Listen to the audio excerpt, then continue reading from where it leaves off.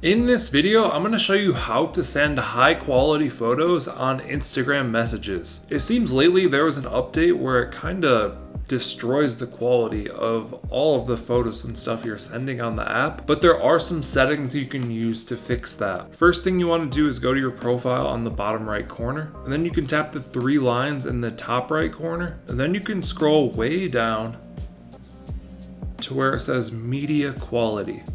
Tap on that, and then you want to turn on upload the highest quality, and then make sure the other two toggles are off. And there's one more thing you need to do as well. When you're sending messages, like when you send a photo in a message, you can pick the photo or multiple photos. You see this HD thing on the right side of the screen. You can also toggle on this HD thing, and then that's gonna send a much higher quality photo that's not all blurry and stuff like that. And then all you need to do is just send this like a normal message.